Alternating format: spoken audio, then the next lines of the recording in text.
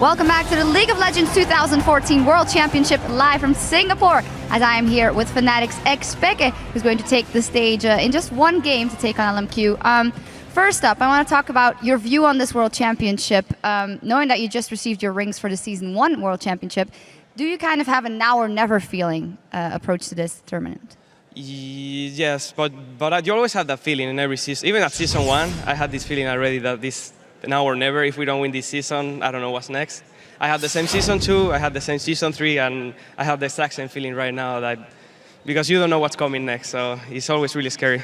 You indeed don't know what's coming next, and you're going to be facing a lot of mid laners you haven't faced before. On top of this being such a heavy group, it's a very mid lane heavy group. How do you think you'll be able to cope versus these guys? Well, the good thing is we get to watch all the teams play before us, so it's really good. It makes me feel a bit more confident now that I know we can beat all of them, so it's going to be about our play. It's not a big difference from scrims. When we scrim them, it's always scary because you play them and you're like, they're not giving their best, you know? But here they are, and now you could see that OMG had a lot of problems. LNQ did really good, but still, the early at least was not so impressive. But at some point they played really good, but at least now they know what they're good at.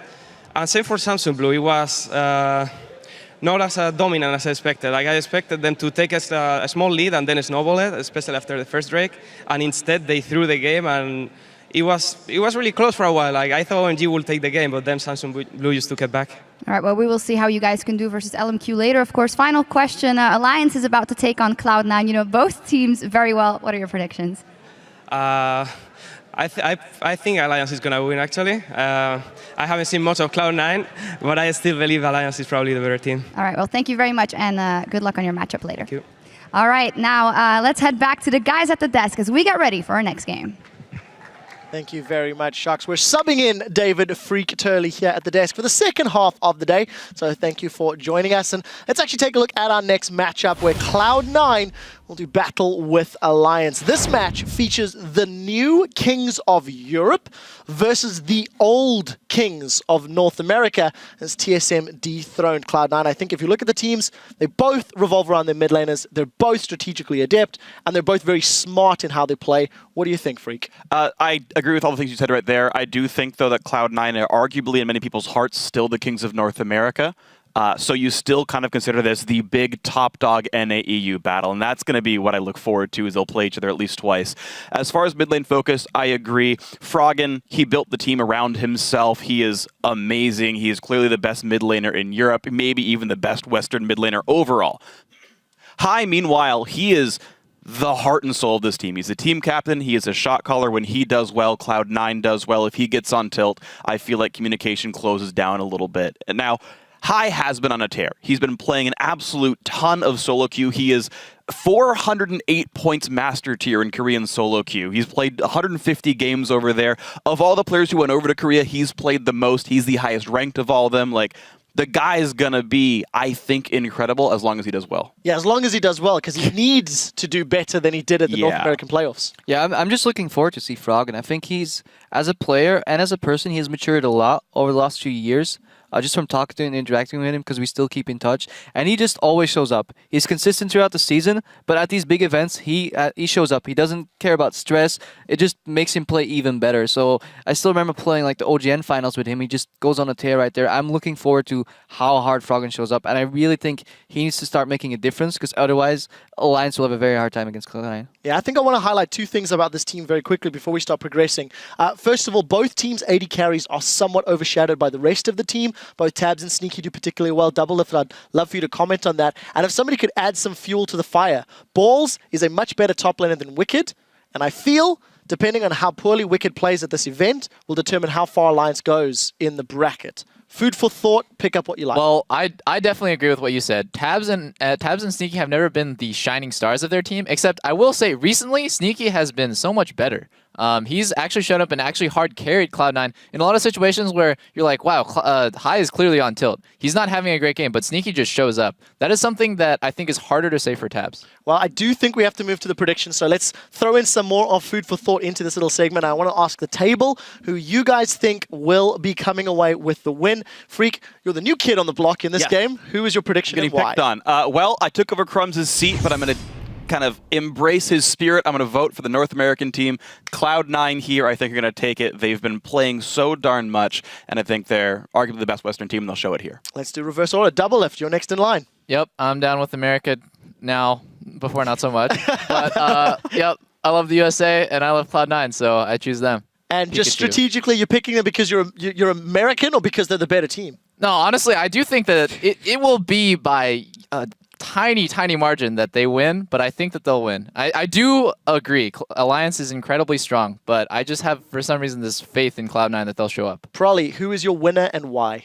I'm always down with American Pie, and so I'm going to go with C9. It's apple pie. Apple pie, American I pie. came up with All of this. it gets that. What's American All right, pie? there's enough pie on this movie. table. Yeah. Crepo, I know you dislike the pie. Who are you picking to win, Cloud9 or Alliance? Yeah, I have a hunch that Cloud9 is just gonna take it. I'm actually I'm getting so much hate for it already. It's like, why are you abandoning your brothers? I would love Alliance to win. I really want Alliance to win because I just want them to win. But I think Cloud9 has the better edge. And to short like on the other topic of Sneaky, I really hope he plays Lucian because his Qs in lane through creeps are just god tier. Shut up, Crepo. Right. And his Kog'Maw ultis pokes are just godlike. If We'll he plays see. either Kog or Lucian, I'm just gonna be watching bot lane. We'll see if he can get either. Let's see how you guys at home compare to the analyst desk as far as votes are concerned from lolesports.com. And you guys are split right down the middle. It was a unanimous decision for Cloud9 from our analysts. by an inch. Guys at home, very close. Remember, you can keep casting your votes for every matchup through Worlds by heading over to the schedule on lolesports.com. Click on the thumbs up. Guys, we're going to head to the caster desk for this game, but first let's hear from Alliance and Cloud9 themselves about the anticipation that is built up for this match. I'm excited to play against Cloud9. Like, it'll be my first time against Cloud9, and I'm just here to see what Midas can do. I think Shook's really good. There's been a lot of hype for him, and he's played some interesting champions. Like, I know he went on a Riven kick for a while where he just kept playing Riven jungle every game into basically every matchup and doing well. That's really impressive when someone can pull out like a new champion and do well against the OP meta champions. He won't usually go for the plays he can go for. He just likes to play it safe. And I like to be risky at some time. I'm excited to play against Alliance just because everyone's hyping up Froggen. They're all saying he's the faker of the Western scene. Froggen is untouched on the side. He's getting free hits. Jumps in, pounces down, gets himself a double. Lumps across. Candy Panda goes down. It's the triple. Cuts across. Gets the quadra kill. I always like to watch C9 play because of the way they play out the game is pretty interesting. From what we've seen of them in the EU LCS, they seem like a really good team. They have some veteran players like Froggen and Wicked. We are very good at meta picks. We're very good at always picking up the meta, following the meta, and then just playing to our strengths, which is individual skill and making quick decisions. Cloud9 is a team that's very good at grouping, making team decisions, and so on. I think if you outplay them individually, we have an advantage. I think I've played against Wicked before, back when he was on COG EU, so I'm excited to play against him again because it was pretty fun playing against him before. If he picks Aurelia first, then you might be able to see Rumble. I think my Aurelia is better than Ball's Rumble. I know Balls plays a pretty good Rumble, but so does Dyrus, and so does a lot of players, so I'm not really scared of him. I don't think it matters that much like in the past where it was like really that much of a rivalry. Right now it's more like we actually hope that the Western team gonna win. So I hope that Cloud9 and us go through the group phase. Welcome, ladies and gentlemen. I'm Joe Mullen. I'm joined here at the desk by Joshua Jack Leesman and Rivington Bisland III as we head into the second half of day one here in Singapore. So let's get straight to it. Checking out the starting lineups here on the blue side from the North American LCS. It is Cloud9 with Balls in the top lane, Meteos in the jungle, High in the mid lane, Sneaky the AD carry, and Lemon Nation on support. And ready themselves on the red side is actually Alliance from the European LCS. Wicked in the top lane, Shook in the jungle, Froggen in the mid, AD carry is Tabs, and support is Nif. And this is going to be one amazing matchup. Everybody has been waiting for a lot of these matches, but I'm sure NA and EU has been waiting to see this one again. Yeah, this entire day I've seen Alliance kind of all huddled up at a table because they did so much of their pre-prep just working on general strategy, and today, since this is their only match, they were preparing pick-ban strategies for Cloud9. I only caught the Alliance coach in the hallway. He says, we've drafted up about 15 different scenarios because this pick-ban phase could go in so many different directions. I just can't wait to see what happens. And this is going to be the big test for everyone, I think, because there's a lot of arguments whether Cloud9 is the team that goes through in the group stage or whether Alliance is the team that does it. We're going to find out who's got the early edge here as we jump into champion select between Cloud9 and Alliance. First bans out of the gate will be Rise for Cloud9 and a Tristana ban from Alliance. I gotta say, with all the different possibilities, my predictions for pick and ban right here were wrong. Rise ban and the Trist ban from one side almost necessitates an early Lucian pick or ban on the Cloud9 side. Obviously, the Alistair needs to be banned away from balls, but I'm really wondering, something that obviously the North American and European teams have been more heavily keyed in on is the Nidalee pick. And I really wonder, because Balls has shown a proficiency for that champion, if Alliance is forced to burn a ban on it. Yeah, we did see a lot of aggression coming from him and game control, something that's been super consistent from Balls in the top lane. A lot of things people think will be able to put him over Wicked in this game, but we've heard recently from a lot of Alliance members that Wicked is somewhat stepping up in kind of a leader role for the team. Yeah, and that's an interesting concept almost, because we've seen from Wicked that he has phases where he looks great, phases where he makes some decidedly dodgy decisions, but if he was to peak right now, this is of course the exact right time. After the bans are all out there, we see first pick coming here for Cloud9, taking away Kha'Zix for the jungle. I love the Kha'Zix pick right here. Doing some scouting onto Shook, I think he has a pocket pick coming into this tournament that you would only see if Lee and Kha'Zix are taken away. He's played 3 times as many solo queue games in Korean solo queue on Rammus than he has on any other jungler. And I actually kind of put it at number 3 on his tier list, so he's probably either going with an Elise or somehow pulling out a Rammus a little bit later in pick ban. I hope to see it. We'll have to see, definitely changing the dynamic of the team, but Alliance, they like to fight, so Rammus would definitely be right up their alley.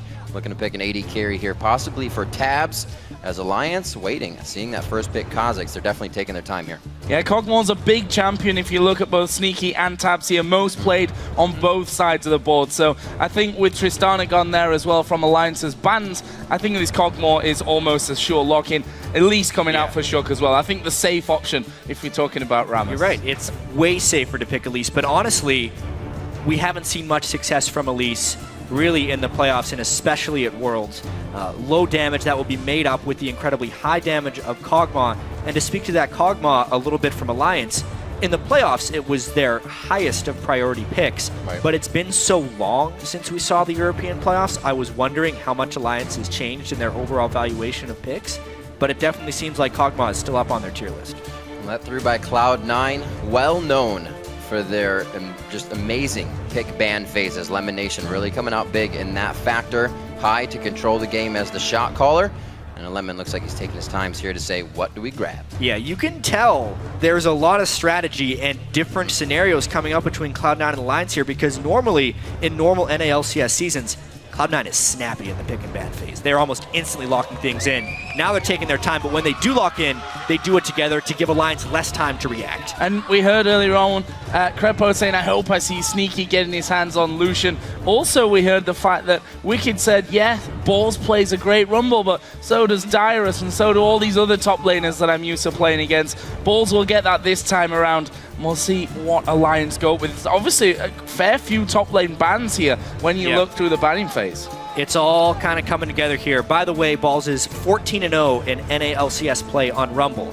Obviously, this isn't North American LCS play, but as far as the Rumbles we've seen so far at Worlds, it's absolutely come back into the meta, and Balls is as good a Rumble player as any, if not better than the rest of them. Seen quite a bit of this Kale today. Will it be something that rounds out the composition for Alliance? Definitely would help to protect the Kog'Maw, that's for sure. I mean, I feel like that's... If Wicked's not willing to go Aurelia here, and or if he there's said in that video, I feel confident with the Aurelia against Balls' Rumble if it happened. It's the logical pick normally for Aurelia. Balls is always confident in his ability to play against Aurelia. Otherwise, Cloud9 would have banned it. But they picked the Rumble in blind. So let's see then. Looking like Wicked will get his hands on Kale. Played 2 games over the summer split and playoffs with that. Both victories for him as well.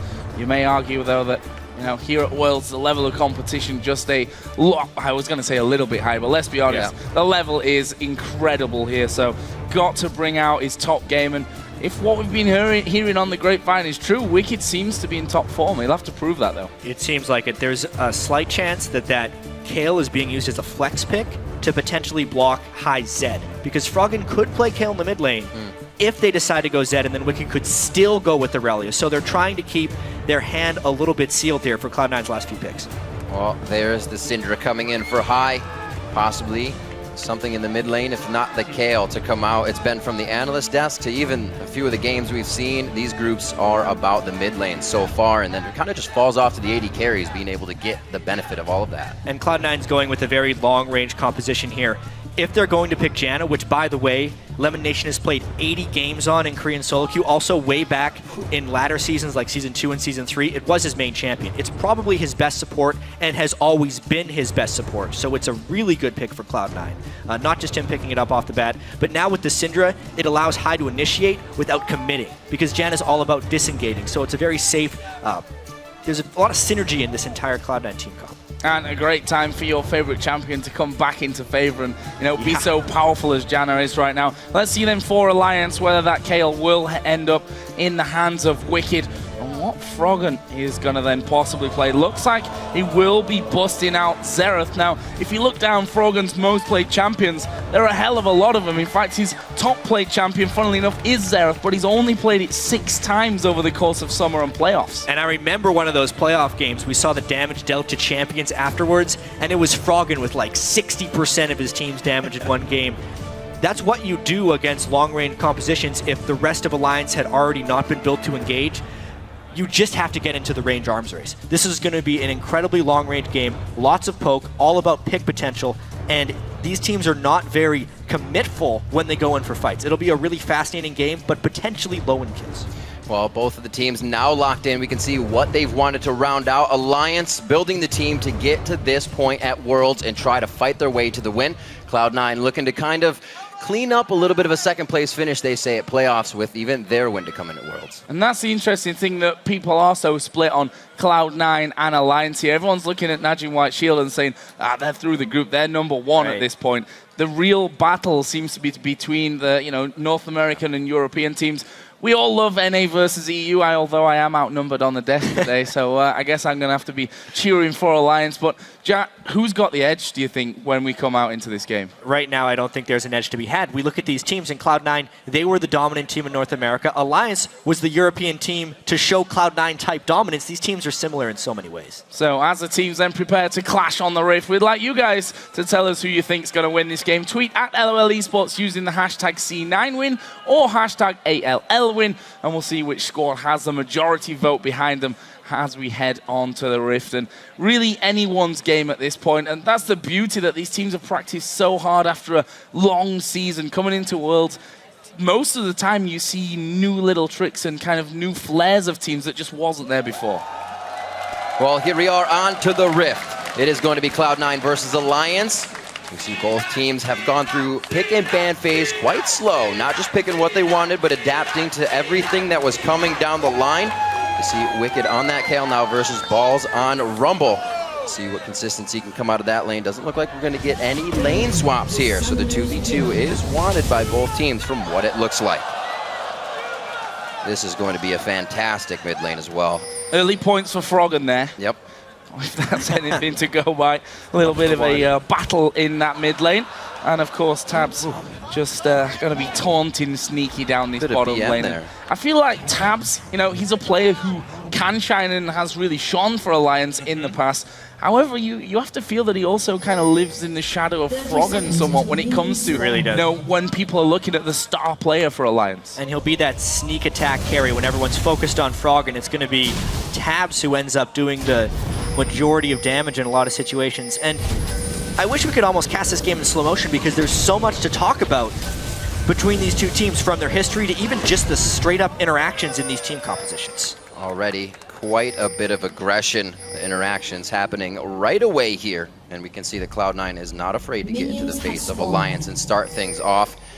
Talking about Tabs a bit, also looking at Sneaky, definitely a change of play style for him throughout the seasons. Used to sit back, used to farm. Now himself is probably one of the carries of the team when it comes to it. And something that Cloud9 did heavily during the North American playoffs was using Sneaky as a solo laner, and then using Balls as a 2v2 laner with Lemon Nation as his support. It didn't work out amazingly, but what it would do is it would give Sneaky a level advantage and almost always guarantee that Cloud9 had a stronger AD carry. However, that would put Balls fairly heavily behind on champions like Maokai. It often went to bite them on multiple occasions. This time, though, with Rumble, who has a much more powerful base damage spell at level 6, the lane swap makes a bit more sense here. While it's not a 1v1 lane because they're swapped on the other side, I still like the idea of this lane swap from Cloud9.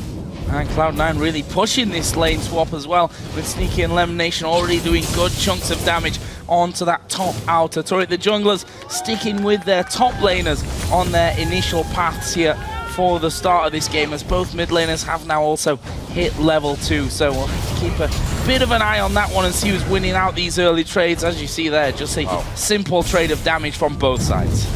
We've heard a lot of this talk, a lot of the community saying Froggen the real deal when he was practicing, when they were playing. He can show up. It's not just the community, it's every team that they've been scrimming against during their boot camps. Obviously, most teams decided to boot camp in Korea because there was nowhere else to go. If every team's going to go there, you have to end up going to Korea for your practice. And yeah, Froggen had spectacular results in scrims. Cloud9 as well has actually been practicing well. Everyone's talked about how much High has stepped up, even Cloud9 teammates. You could tell he was really a little bit extra motivated after his poor showing in the NA playoffs, spamming the Korean solo queue and making it to challengers so quickly. And while I was talking about Tabs earlier on and the fact that he may be a little bit overshadowed by Froggen, I feel like Sneaky's got the perfect nickname because he doesn't get talked about all that much. But if you look at statistics, both over the summer season and playoffs, he did over a third of the team's total damage over all the games. So this is a guy who stays quiet during it, but when he gets to those team fights, he's going to absolutely destroy him. We can see this turret is definitely feeling the wrath of this lane swap so far. Alliance not pushing as hard down on the bottom side. They see, however, that there are 4 men up top and they're going to start Dragon. We should definitely talk about the varying strategies in this 2v0. Right now, what's happening is Cloud9 is doing a bit of a fast push and Alliance is very much doing a freeze. So they're sacrificing potential global gold there for the farm on Kog'Maw. They're making that up with the Dragon. So this is actually going to be a temporary bonus for Alliance because they're getting the free farm from Kog'Maw and trading the Dragon Gold for the Turret Gold, but they will lose out on map pressure overall because now Sneaky and Lemon Nation get to become a presence elsewhere,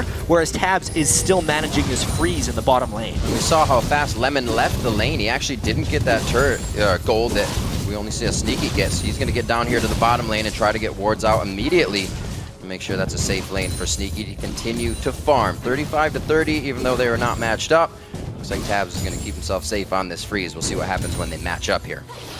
So the first recall there for Sneaky is going to be coming back into lane with the pickaxe. So expect Tabs to be headed off home in just a little while, just to make sure that he kind of keeps level when it comes to items and they don't get into any trouble in that lane. It is Tabs that's got a nice CS lead there, though, at 43 to 31.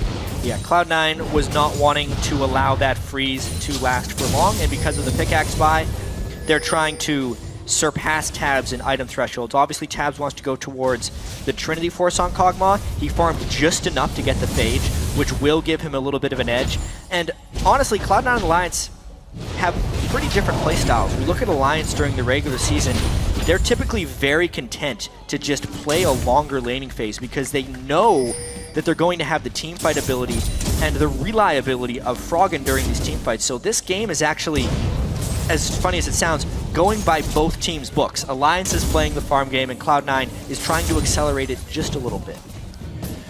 See Medio still in his jungle. Just kind of backed off of the, if all of my lanes are winning, I'm going to be counter jungling. A lot more safer fights with the team from now on. We'll see what happens when these dragon fights come up. Himself, 24 to 17, so definitely benefiting from staying in the jungle by himself. Balls in the top lane, able to keep it quite safe here against Wicked so far. 4 to 3 on that one. Yeah, and I think you always have to be careful against Shook because he is one of those carry-type junglers who, if you end up a little bit too low inside of his jungle and he finds you, he will try and kill you. And from that, usually you're going to be in trouble against this Alliance team. We do see that Tabs has now got back into lane, did pick up the Phage, and Cloud9 already pushing this one up quite heavily, and that has brought Sneaky's CS total right back level with that of Tabs. So 80 carries at this point, all very much even. Top lane being a quiet affair. Ball slightly ahead. I say slightly ahead. It's 6-7 CS in the lead. Has the level advantage over Wicked there as well. But so far the junglers not really visiting that top side. I wonder if we will get much pressure up here in the beginning. You can see a little pocket play here from Meteos on the mid lane, but he will be able to clear out nicely on this pink ward. Beautiful move by Hyde to give him safety on this as well, without any pressure from Shook. They may know that they're free and clear to produce something after this. I feel like based on the team comps as well, it is on Cloud9 to be a bit of the playmaking force here. If they let Kog'Maw, Xerath, Kayle go late, I think it will slightly outscale what Cloud9 has put together. So it will be about this mid game that we are approaching now. The early game was kind of bypassed a little bit by the sheer nature of the lane swaps. But now I think when the next dragon respawns, we will start seeing some action. They don't actually decide to take that last small golem for the blue buff, so that's going to be a little bit rough for Froggen as he tries to come around for maybe dragon fights if he wants that. Shook now going to try to get his way with it, but it will be seen by Meteos this time. This Not is going to get much out of it. They could. Oh, nope. So he's going to grab it. Ball's a little slow on that come down as well. Level 6 is here coming from the top lane. It's actually level 5 from Wicked. I don't know how far he can really venture into this position. Pushed out, but they grab the blue. And they also grabbed a lot of Cloud9 attention. Yes, the flash was burned, but that little bit of lane pressure was temporarily lost there. I definitely feel like Cloud9 is just trying to tool up for this dragon fight in 2 minutes. You can see there's a 1 Doran's Ring advantage in the mid lane for High. You can see that flash could very well come in handy, especially if it comes down to a bit of a smite fight. So bottom lane, back to that one as we see level 6 has been landed here for Sneaky. Tabs himself also has his ultimate, so put a bit more pressure down at a longer range with that ultimate now in full force. The support's yet to get there, and if they can hit level 6 before that dragon comes up, which you'd be expecting to see, of course, level 5 at this point, that's going to come big into play when the dragon's there. And I do have to talk about Lemon Nation's item here. He's done a very early upgrade into a Frost Fang, which isn't necessarily what we've been seeing from Janna's in the World Championship. They either go for an early Boots of Mobility or they go for an early Sightstone. The fact that he's went for this Frost Fang is very aggressive in a sense. He gets a small amount of extra ability power, he gets a little bit more gold generation, and he's almost playing for a stronger mid-game, but there will be a lapse in either vision control from Boots of Mobility wards or from Sightstone wards, because he's literally just working off of his trinket right now. You see Sneaky trying to keep strength in lane as well. He has mana potions to go along with this. That trade we saw from Tabs was noticing Sneaky low on mana. They weren't able to get much out of it, so now backing, they'll be coming back now 89 to 85 CS. We'll see what else he puts in his inventory. Just 10 minutes on the clock, and both teams seem a little jittery, really, to make the first move here. And this is kind of what I expect as well for, you know, a first game of a World Championship, on top of the fact that it is EU versus NA, the extra pressure that comes in with that one. So kind of expected that we would see a slightly more passive start to this Alliance versus Cloud9 matchup, but that should be changing here, I feel, soon. 10 seconds until the dragon comes up. We already see both High and Meteos there moving down to get some wards in around the dragon area. And even though they're playing testy in the early game, the team fights are going to be testy. There's very few melee champions in this game. Kha'Zix and Rumble and Elite, and Elise is even half ranged, right? Like they hardly even count as melee champions because they have so many long-ranged abilities. If Cloud9 can just walk down and get this one, that is a huge failure on Alliance's part. Alliance, all their wards are on the top side of the jungle. One just died. That's where their pink is focused. Really was not ready for this, and grabbed by Cloud9 nicely. I can see what is going through Alliance's mind, because it's very much how they play. It just kind of caught me off guard. They're against a Rumble, Janna, level 6, pop those ults together, the healing from the Janna ult, the damage from the Equalizer. It's a fight Alliance feels like they could do without. Instead of giving up 3 kills in a dragon, they give up just the dragon, and they let themselves farm. It's an understandable move, but it does pull Cloud9 into a slight edge. Not much of one, though. 1,000, not even at this point, 11.5 minutes into that matchup. We're going to see Wicked actually going back. He's been sat on that Doran's Ring and the boots for a long, long time. Will actually come back with the Stinger there, so going to have a bit more pressure on that top side. The mid laners both, of course, working up towards that Athene's Unholy Grail. Nothing really out of the ordinary there. And bottom lane, Sneaky got now that BF sword added on top of his pickaxe. The Sheen was the second item for Taps. Good pressure coming out from Cloud9 everywhere. We're looking at kind of 10-minute mark CS. Really only advantage of High in the mid lane. It's not going to affect the game just too much. This is such an even all game across the board. A lot of people expected that.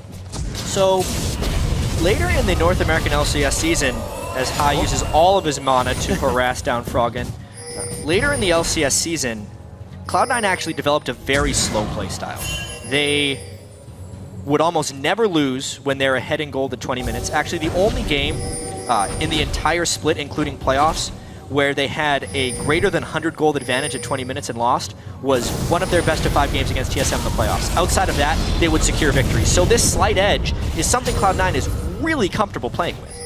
Shook actually taking a good chunk of damage there, but nothing really to finish off. 12 minutes 40 into this one, still no first blood coming down. There's a 700 gold lead though for Cloud9 as Wicked here going to be forced actually to use an early intervention. Balls had put down that equalizer, and Wicked feeling maybe a little pressure, playing it very, very safe on that front, and why not? He's got the CS lead at this point. Yeah, I think Wicked won that trade easily. He traded ultimates, beat out all the damage. One thing I will say though is outside of that, Wicked has had limited to no lane pressure. Balls walked all the way down, took the dragon, walked all the way back up, didn't even have to use his teleport, and was only down 10 CS. Wicked, as Kale, needs to be able to push the wave a little bit harder than that. And that was something I was going to mention as well, because put the factor in of being on Rumble there, an inconsistent way to farm, and he can still keep that CS within that 10 CS range. See what he can do here at the turret, the rest of the map. Looks like they're trying to put a little bit of focus actually on Hai in the mid lane. Shook's getting himself deep within the jungle, trying to provide that vision for opportunities later. Also Meteos to the bottom lane. Looks like they're going to be evil. No, not to take that. These teams have the most warped sense of map control right now. You can see where Hai in the mid lane was cheating down towards his Wraiths because they knew they had absolutely no control in the blue side of their jungle where Shook had presence. Likewise, that's where Meteos was providing his map control as well. Look at the deep wards into Alliance's blue side of the jungle as well. They're almost trading blue buffs in a sense. Cloud9's blue buff is Alliance's and vice versa. Oh, there's a Howling Gale coming across. Meteos is actually still waiting around here inside of that Tribush, but I believe Alliance just spotted him walking out there. Certainly will now as he goes over the ward towards that Alliance blue buff. There is Shook gonna be scanning out, but nothing actually inside of that brush itself. This will be interesting now. Shook starts off the blue. See that Cloud9 actually sending a couple of men up from this one, and it's scaring Alliance away somewhat. Hai's even taken offensive position on the backside of the pitch. This could be our first fight if Alliance wants to tango. Obviously, Cloud9's blue was stolen, so they want to get theirs back. There's a pink ward they have to deal with, and they have to use the teleport as a threat. But the wonder of having Cinder on their team, they can just do this, trade blue buffs. Thank you very much, says Hai. Like you said, traded right over. Froggen working his vision to make sure he continues to stay safe and just getting a few pop shots onto Hai here, because of nothing they're really trying to get into these fights. So it's only the tap, or it's only the love taps that they're getting in. Athene's on both sides for that mid lane. Should come up on 15 minutes, another minute and a half on Dragon. That vision's already in favor of Cloud9. As we've seen, their invades only be team invades so far. If there was one word I had to use to describe this game to this point, I would say calculated. More so than anything else, these teams are only willing to take sure things, and wherever they have the lapse of vision control, they are very willing to concede, which is much unlike the very first game of the day we saw between OMG and LMQ, where they were making gut decisions based on instinct and just educated guesses, basically, to go and make things happen. This game does not have educated guesses. It only has educated actions. If they have wards, they'll go. If they do not have wards, they give it up. And that's why we're 0-0, 16 minutes into the game. It looks like we'll be seeing 200 CS on those mid laners before any kills start to come down. As Froggen once again just waiting off to the side there. We'll get a shot off onto Hai, but not doing masses of damage either at this point. 30 seconds though until the Dragon comes back up, as Wicked once again finally getting some damage onto that tower and making sure that Balls takes a bit of damage as he tries to come in to defend that one. Wicked may very well on this push get that one. However, TP is available for Balls should he wish to just go straight back up to that lane. But 5 seconds to Dragon. Do you want to go to that top lane with a TP when it's only got a slither of health? Probably not. Yeah, it does look like he's walking up that way though. He will be willing to teleport down if the Dragon fight becomes a thing. But that would require Alliance to challenge, something they haven't been willing to do, especially without vision control, especially since they've been prioritizing Wicked's side of the map, right? The blue buff that Wicked is nearest have been where Cloud9 have been abandoning. So they kind of gave up that turret over the course of 5 minutes because Balls was playing blind, therefore not making any aggressive moves. Now they try to push a second turret. Trying to see if they can make anything happen. Froggen coming over with the team. Calculating and directing what should be going down. Balls throwing down the ultimate to deter everyone off as they're going to have 3 in the mid. Cloud9 says, or 3 in the top. Cloud9 says, let's push mid. And this is 3 men there as well, including the AD carry, so it's going to be a lot of damage onto this turret. Look at Lemon Nation's position, really like that. He's just waiting off to the side to see who comes across from Alliance and doing what Jana does best. They're going to throw the tidal wave out, forces the flash. Actually, Shook gone very deep. Intervention going to be used. He'll come right back down where he started as he comes through. Ultimate used by High, and that's finally the first blood almost 18 minutes into the game for Cloud9. One step too far there for Shook, flashing in for a chancy cocoon. Not the right call. Now Cloud9 finally takes the offensive. Keeping themselves strong in the mid lane. All 5 now pressuring down. They got a good siege wave as well. Low mana on Froggen, so he can't really stop the siege as much as he would like. But the rest of the team is able to bolster up and supplement for him having not having mana. Moves by Cloud9, kind of put Alliance on their heels, but this is far from over. Yeah, I think that team fight is actually going to be indicative of many future team fights we see in here. The team that commits puts themselves in excessive danger because there's not exactly like any of these teams or pylon teams. They're poke teams. They have very long range, and they're able to punish somebody from overcommitting very hardly. And it was almost, it's such a tell, right? When you see a gigantic wave flowing at you for 3.5 seconds that they're gonna keep going. Might have been the bad part. He is just out of vision. Gonna catch one over the wall. Pretty sure they don't know he's there, though. He's just gonna hop over the other side? No? Well, even so, they can push down that turret while Meteos is gone. They gotta try and make a quick run down here to defend their buildings. Well, that turret should be taken down quickly. Yeah, actually, Lemon Nation is going to move in. Look at this. Froggen will spot High. Going to get the stun. Gets the slow on 2. Has he got the damage to finish up? Stun comes back from High, and that should change this one around as Meteos having to jump away as well. Meanwhile, High is backed away onto the red buff. There's Ultimate coming out, and the Froggen lands 2 out of the 3, and that will be a kill back for the mid lane. There's no way that High expected to have a ward right there from Alliance. Great vision control there, leading to Alliance's first kill of game, but they are still down 2,500 gold. They'll get a turn out of this and close the gap. So Froggen with the Eagle Eye helping to equalize kills. At 20 minutes in, they start dropping turrets. At this time, they can continue to move off of those. It's not to back here. Sneaky trying to do what he can to guard this one off. We'll see how much Lemon Nation's roam and wards can really keep them from getting pushed in too much. So let's have a look then at the overall picture. We've hit that 20-minute mark, only 2 kills on the board, 1 apiece for the mid laners. If we look at the mid laners, the Void Staff has now been picked up by High. It was a needlessly large rod that Froggen picked up on his last recall after securing that kill. And that leaves us with a 2,000 gold difference in favor of Cloud9, up 1 turret. And of course, had the last 2 dragons that Alliance have just given away, not feeling safe to challenge. And which, by the way, that 2,000 gold lead would be the largest lead that Cloud9 ever lost in 20 minutes in a game during the entire North American season, and it just happened that one time. However, what is Shook building? Obviously, he's going for Frozen Heart. Maybe, because he just decided to build a Health Crystal. There against Rumble Syndra. Yeah.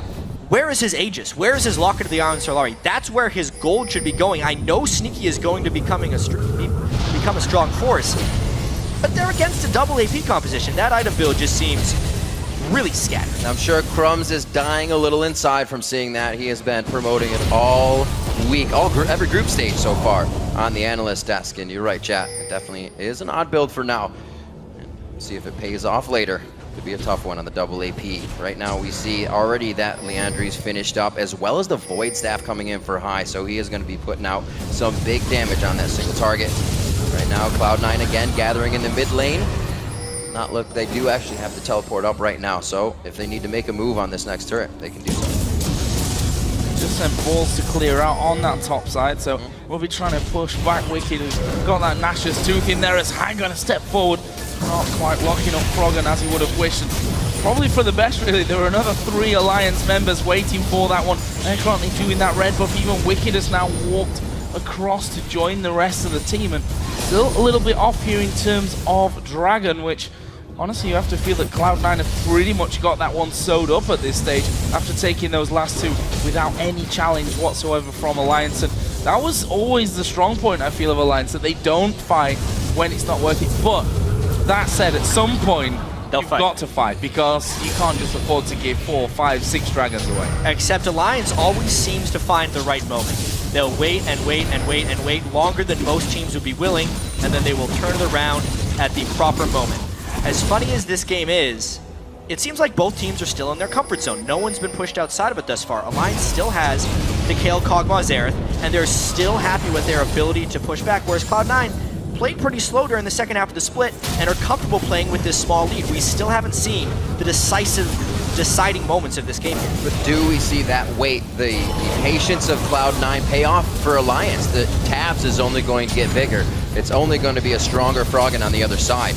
Will they have to be forced to make moves? Wicked's going to be putting up pretty big numbers on Kayle. I'm actually not sure if they are forced as of yet. I think if they get pushed back to their inhibitor turrets, or lose an inhibitor, or if Cloud9 starts pressuring Baron excessively well, then Alliance would be forced into a move.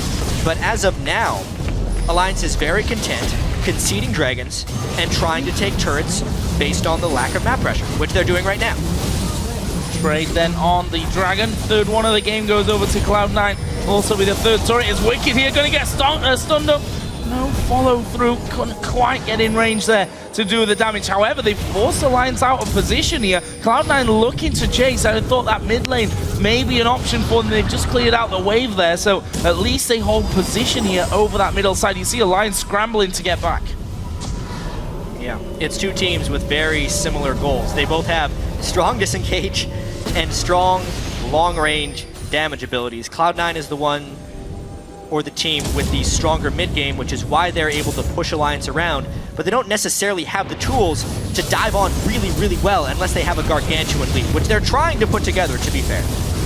Striking down the heart here of Alliance's mid lane. Wicked taking quite a bit of damage. Again, the tidal wave letting them know the disengage is there. Shots out of Tabs, draws out the intervention. Doesn't look like there's going to be too much on this. Such cautious team fights coming from both these teams. Cloud9 has to be careful. Very low on mana as they just kind of hang out now. Trying really to bust through there, but wave clear coming out. There's the stun from I. Equalizer goes down as well, but it's just going to be forcing them away. Ball flashes in, not able to get the final hits to get kills. Oh, Paul's almost going down there to Froggen's ultimate, but I think that was the aim from Cloud9. Force them back off the turret and just take that inner tower. Wards coming out for Cloud9 now. Pinks all over, or rather Alliance. They do not want any more funny stuff in their jungle. We'll see where they put down the 4, almost 5 they have now if Tabs didn't have a full inventory. They're really trying to stop this pressure Cloud9's putting on. Yeah, the pink wards are a necessity so they know where Cloud9 will be going next, so they can try and beat them to the wave clear. They fell behind a little bit on wave clear there, took a little bit too much harass, and then were pushed back and couldn't end up defending their turret. Since neither of these teams have strong initiation, and both of them have many vehicles to run away with, you know, Jan obviously giving the whole team speed, Nami being able to speed people up, everyone being long range, the one thing in this game that can't run away is turrets. So therefore we've seen 2 player kills and 7 turret kills. It's not too surprising considering the team compositions and how calculated these teams like to play. All about that strategy, talking about it. They're playing so safe, they just keep away from each other and take what they can. Right now it's put up a 3,000 gold lead and a little bit on the side for Cloud9. Only been utilized to drop those objectives. All the dragons are in their favor, and it's something teams, you know, you kind of take a look at. How many dragons can you actually just let go in a game and still come back? It's an interesting statistic. And I don't think they actually meant for Shook to be getting that blue buff there. I think that was thoroughly meant for Froggen, but whatever. I'm sure he'll survive that one. Actually got himself a blue elixir here as well. Shook is still all over the place with his items. He's going for a Spirit of the Ancient Golem at this point, which means he missed out on a huge amount of early game gold generation. He's still miles away from either finishing his Frozen Heart or even starting the items for an Aegis. And right now, I don't think he's much use to Alliance. He is able to put down wards with the Sightstone, and that's about it, because he can't even take much damage with that. And steal blue buffs, apparently. Yeah. Accidentally, Successfully a few moments ago, and you know, a decent gold lead still remains here for Cloud9, but we've got to that kind of more troubling stage of the game where the inner turrets are the ones that have to go down. Froggen also getting more powerful with that death cap in there will make sure that he can decimate the waves before they get even really close to those turrets. We also have Wicked, who's added that Rabadon's death cap on top of his Nash's Tooth, so a lot of damage, and we've seen time and time again what a later game Kayla's gonna do. And Wicked's done a very good job farming these side lanes while Alliance is holding up the defensive. This has been 27 minutes of pretty successful turtling for Alliance. They've been giving up the dragons, but they've taken enough turrets on the backside that they're holding well. Obviously, that's a substantial amount of poke, though. Very nice calling coming out of Sneaky. Still has the power, that Infinity Edge, along with the Ghost Blade finish for him. See Cloud9 playing a little bit more aggressive here. Definitely hear that their scrims don't go so well. A lot of their practices end in failure, so this could be another reason they're taking this one slow to the stage. This is so dangerous. At the moment, Alliance is thinking that they have enough long-range check that they don't actually have to check Baron. They didn't have the ward control on Baron, but Cloud9 thought that either the Xerath or the Kog'Maw, monstrous ranged abilities, would be able to catch them on the Baron, and they weren't willing to take that risk. However, it's not like vision control has been won back by Alliance, and they may just try repeating this until they effectively call Alliance's bluff and just do Baron. Looking to get Wicked involved on that bottom lane. He's recalling inside of a brush with a ward inside of it, so Cloud9 know exactly what Wicked's plan here is. They dodge away from that Kog'Maw ulti, and we'll have to be careful as Meteos and Lemonation try to hold them away from the Baron area. There's the jump in though, going on to Tabs, who gets blown down to half. There is a tidal wave coming through, should be enough to keep them away. The Culling coming through the back though from Sneaky, and Alliance able to back off, but Cloud9 lost no health there. I don't know if Cloud9 actually cares about killing them right now. They're just trying to dissuade them from checking Baron and be able to punish them if they get close. I would not be surprised if now is the time they do Baron. A bit of the mind games drawing Alliance into a dangerous position to make Cloud9 in the safer spot. Looks like they're going to be able to grab Baron nicely here. Lemon, the bubble close. Froggen on the outside. Intervention goes down on him. He does get a good flash over the wall. Meteos' jump is not going to slow anything. They do take down Froggen, but the rest of the team knows that they need to get back and they need to guard. How to crack the Alliance turtle. Chapter 1 by Cloud9. It's taken them 29 minutes, obviously, to make it to this point. They are really using Lemon Nation's heal, more so than I've seen from other teams here. They're not needing it for the disengage. They're using it to guarantee their objectives. It is a massive Monsoon heal here at rank 2. And now they're looking for the inhibitor turret as they face up on that one. That minion wave is there, and without Froggen, they lose the massive wave clear that they had in their team. This is going to be the Inhib going down. Nif almost being finished off there by Balls, and that's the first inhibitor of the game going over to Cloud9. And Riv, you asked earlier when Alliance was going to have to make a move. It's now, because they have lost enough small things. Obviously, it's only 2 kills. It's only a 6,000 gold lead, but it's going to balloon to about 8 here with the Baron buff, with the large waves Cloud9 is going to be able to pick up, and with the items they're going to be able to acquire. At this point, Alliance really has to make a move. And it's only going to be harder. We were talking about before. Well, let's check this replay one more time. Yeah, it was just a nice catch right there. Froggen obviously had to go in, but their jungler had went back to base. So obviously they did not fear the Smite War, and because of the Monsoon heal, which was about 600 points of healing just from Janna alone, they were not afraid of the incidental harassment they took inside the Baron pit. And we saw Shook, I was just going to talk about him coming in late. He's dug himself so far into this build, he almost can't bring Alliance what they need to start making those moves. He's got a lot of everything, but not really much of anything, you know? That's a good way to put it. Just really off the mark, to be honest, when it comes to that. And we'll see maybe later on, and if we get a chance to talk to you, what exactly the idea was with this one. And, you know, they've got decent protection in the form of Wicked, but to be honest, they can just wait this one out, and they're still able to get the targets after it. So Cloud9, 8,000 gold up. 5-3 in turrets. Yes, it's only 2-1, but that doesn't really matter at this stage with the lead that Cloud9 have picked. Yeah, they definitely look like it. Honestly, to talk a little bit more about Shook right here, there's a reason that Lee Sin was banned and Kha'Zix was picked fairly early from Cloud9. And also, why I thought maybe Shook would end up defaulting to Rammus as his next pick, because I did not think his Elise would find much success. He is so far behind in gold. There's a 9,300 gold on Meteos and 6,700 gold onto Shook. As far as individual disadvantages, that is a greater disadvantage than any other role matchup in this entire match. And it shows by the fact that the only completed item he has to like the maximum tier is his Mercury Treads. Everything else is a component right now. And unfortunate for Alliance, Negatron Cloaks being bought after that Baron, after that huge just advantage they've gained, along with the Locket being built on Elimination now. So even more of that magic resistance to shut down the double AP coming from Alliance's team here. Now pressure down into the bottom turret as the map is objective free. They can pretty much do whatever they want here. They've got to be careful as well, Alliance. Yes, they can need to step up to get rid of those waves, but if High lands a stun onto any of those juicy targets, they're just going to push straight through. They managed to force Alliance here off of that inner tower, and there's not really much left on the map here for Alliance. Of course, that middle inhibitor went down a little bit earlier on, and Cloud9 not stopping. They're going to get good damage once again onto the second inhibitor. At this point, Alliance needs to kind of hope Cloud9 gets a little too aggressive with the dive, because Alliance didn't build initiation into their team. They're all about wave clear and fortressing basically inside their base, but with one down inhibitor, the front door is open, and it's kind of hard to barricade it back out. Lots of Meteos. Almost a great cocoon coming out into Meteos there. Froggen pretty low on mana still at the back of the fight. The tidal wave is just to disengage. Nobody really moving forward except for Wicked and Shook.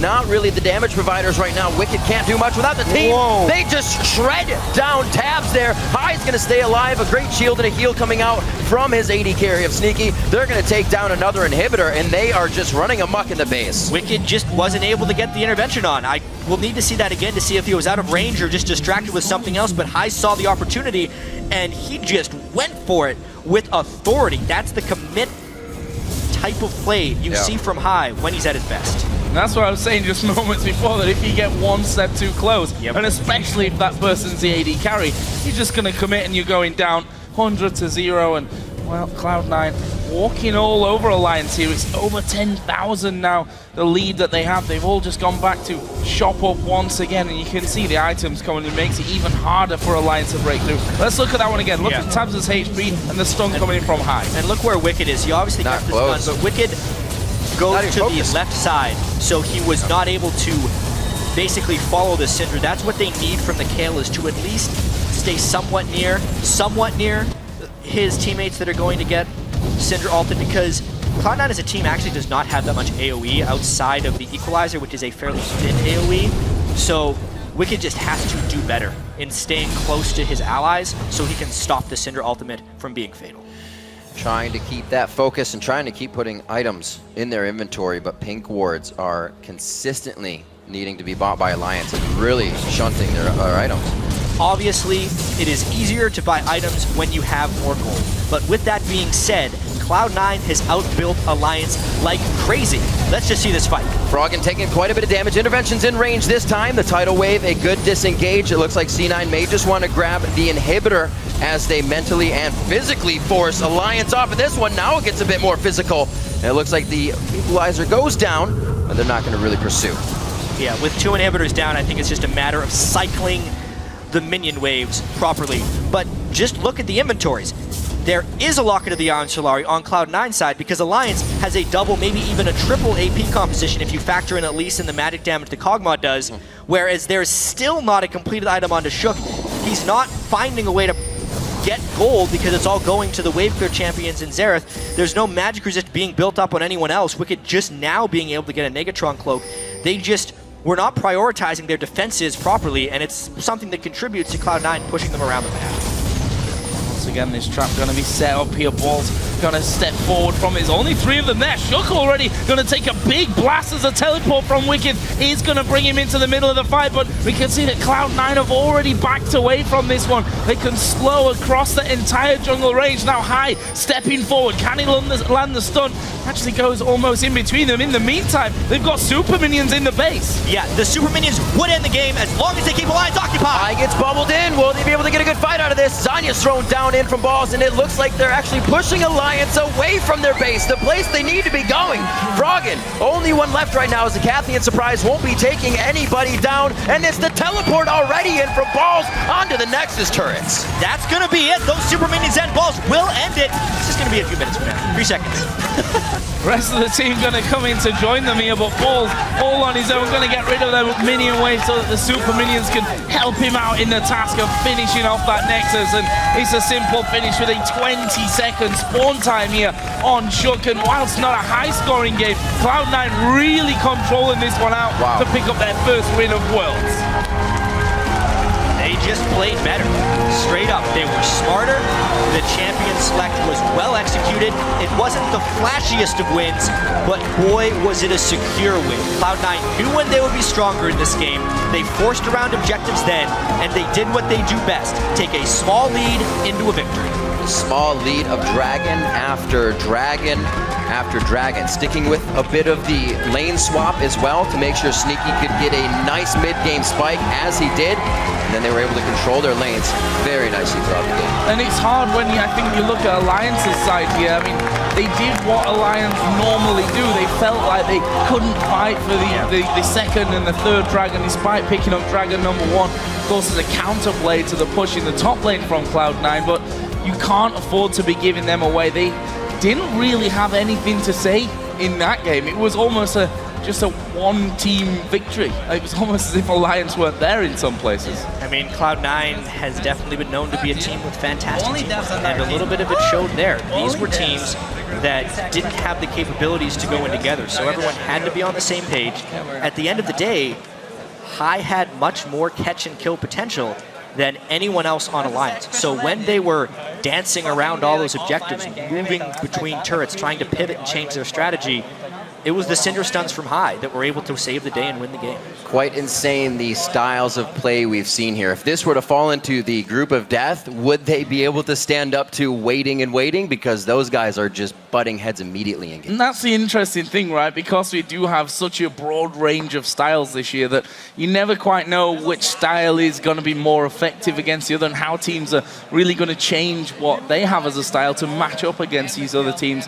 What we do know is that this is a very, I think, quiet win for Cloud9. It's only the first game, of course. They're going to have to play Alliance once again later, plus everyone else in their group twice. So, you know, it's a good, confident, early win and morale boost, I think, for Cloud9. I'm a little bit scared for Alliance, though, and what this does to their whole morale. Yeah, absolutely. They know there's plenty of competition in this group. Obviously, they need to be able to take down either Cloud9 or Najin Shield. It's just one game, though.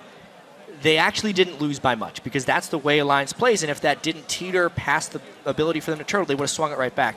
Still, though, it looks kind of bad when they only get 2 kills. Well, Cloud9 opening Worlds 2014 with a victory. And for more on that last match, we're going to head back to the guys at the analyst desk.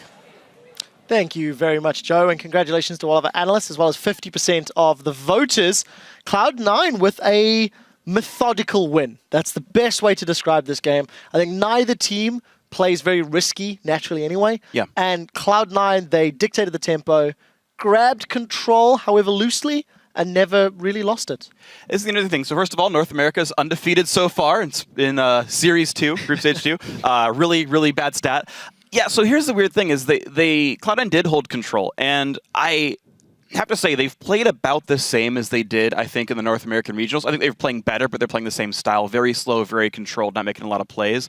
I still want to see more from them strategically, but it is working, so we'll give them that. Alliance, though, I was very surprised by, and it felt a little lackluster. You guys kept talking about this during the game, like, why isn't Wicked split pushing? Why isn't he split pushing more?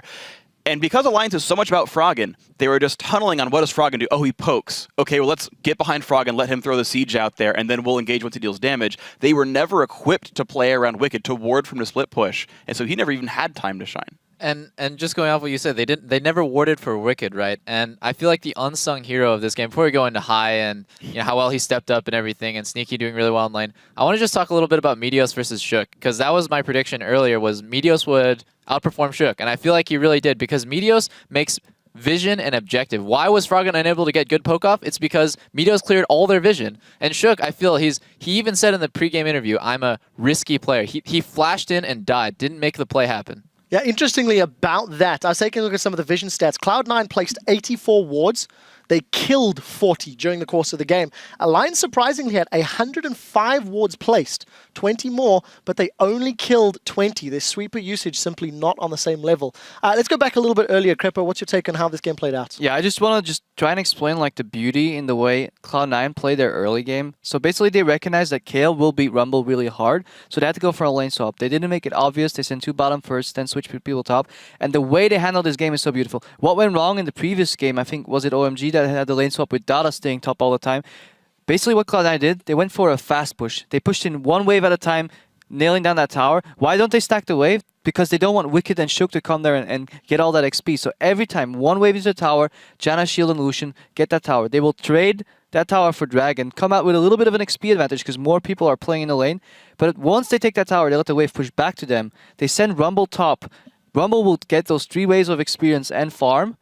And at the same time, Medius will be backing him up so he can't get dove. And that gets Rumble, or Balls rather, just into the early and mid game perfectly. If at any point they made a mistake there, Wicked would have crushed that matchup 1v1, but they didn't. They played it so beautifully. Yeah, the first mistake actually came from Shook engaging in the mid lane. Got an interesting stat here. This was the longest first blood of the 2014 World Championship, coming in 17:29. Previous record was at 16:23 between Dark Passage and Samsung White. So not the matchup you're thinking of. But the interesting thing is the fact that by time that had happened, 3 dragons had gone down, 3 towers had gone down, and the teams were playing this sort of chess game moving around. Probably chime in a little bit on how the first 20-25 minutes played out. I think the big, really important thing on top of, Medios being super efficient, like, yeah, when Balls got all that farm, Medios was farming as well because he knew he didn't have to cover that dive. But the mid lane matchup went highly in favor of high. And with that comes not just your own vision control, but you can control their vision. You talked about them sweeping half the amount that C9 did. And a lot of that is because C9 got the wards down first. Because Xerath wasn't able to ward out, and neither was their jungler. Because as a jungler, you go Sightstone, you go whatever, Kill Gem. You're not going to survive a Cinder Burst, so you can't ward out when a Cinder's pushing like that. So I think the matchup of taking Cinder early really let them control the early game. In terms of builds, I would have loved to see Shook build an Aegis instead. And I just want to touch very shortly. It was like, yeah, why are you going to hate on the no Mikhail's build on the Janna? I actually think in this team comp, Frost Queen's Rush is good because it allows you to build an Aegis afterwards. Because otherwise, Mikhail's into Aegis is too much gold. Also, the follow-up in this kind of team comp, just a lot of slows, Rumble is coming down. And another like AoE slow is really good. So I really like the way Cloud9 itemized. And I think Alliance dropped the ball a little bit. Yeah, I have to agree as well on pretty much everything you say. To add some sort of stats to your points here. So first thing, the fast push into the turret, I love because one thing that Cloud9 is so good at is efficiency. Lemonation got 10,000 gold that game. He was also hitting the turret in those pushes. And not only is he sharing experience, which is bonus XP to be in a duel instead of a solo lane, so he's leveling up, getting higher level on Janna. He's also getting the highest GP10 you can get from a support by hitting a turret with Spell Thieves. So he's going up there, and again, the Aegis was helpful. Damage stat for Alliance, they did 32,800 total damage to champions. 3,000 of it was physical. The other 30,000 was magic. So 10-to-1 ratio there, right? Like, it's all about getting the Aegis, getting the Negatron cloaks out. And then also, 60% of the entire team's damage of Alliance was Froggen. Most mid laners like 23%. 60% in this game. And yes, of course, it's poke, but like, that team is all about Froggen, and again, they weren't equipped to let Wicked actually win the game for them. Well, we do have to roll this on a little bit. Let's pull the replay up, really, of the straw that broke the camel's back. This was the extended siege that Cloud9 played out. Roll the clip out, and I just want you to see how close this is. 4 towers to 3, 1 kill to 1. Yes, it is 4,000 gold at the 30-minute mark, but Cloud9 really strategically forced Alliance to react to them. Crepo, talk to me a little bit about how Cloud9 played. I don't know why Wicked back there. He had teleport. The only way Alliance is going to stay in this game is they put pressure on sidelines. If they're going to play this game of chicken and vision, it's not going to work. Cloud9 realizes that. They just immediately engage. Syndra ulti, it comes aggressive. Rumble ulti. They don't need to kill. If they just force him out here, they have the vision again. Wicked shows up to try and help, but it's too late. He can't do anything here. Yeah, the play ends up rolling onto the Baron. Cloud9 grabbed that, and the thing that's interesting for me is after this, Alliance's positioning is a little bit all over the place. Double, if you've got something to add about the game or the play. Their positioning is so poor, and it's nothing really that Alliance did wrong. It's more just what did Meteos do compared to Shook? Meteos made Vision the objective. Why is Alliance in such an awful spot? Why do they have to face check into Baron like this and funnel into these horrible positions? It's because Shook doesn't prioritize Vision nearly as much as Meteos, and it's just an edge that Cloud9 will always have. Final thoughts probably before we have to throw to the interview. I think a big thing that people are going to overlook is that fight wasn't for kills.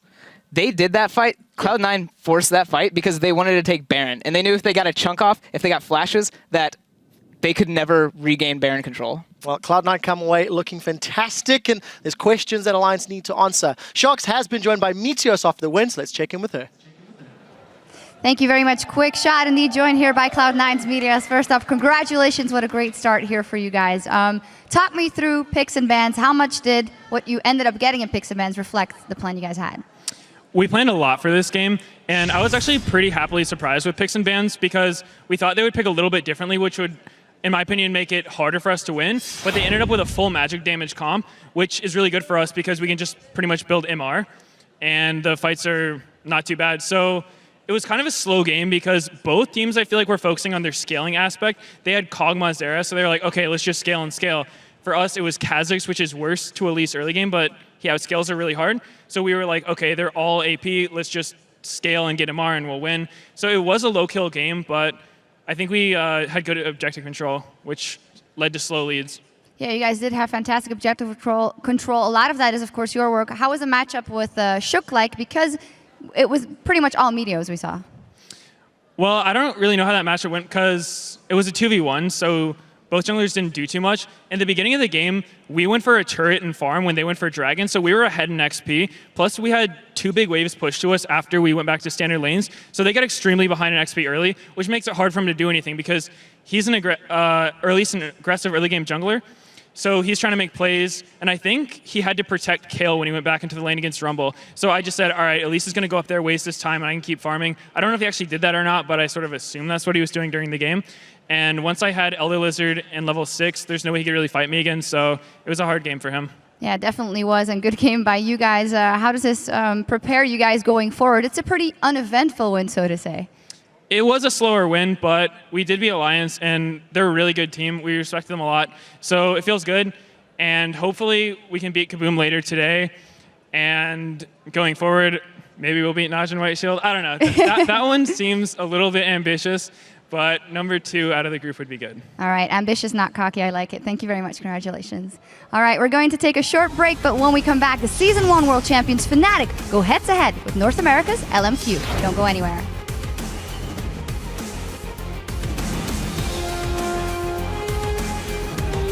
Everybody was kung fu fighting.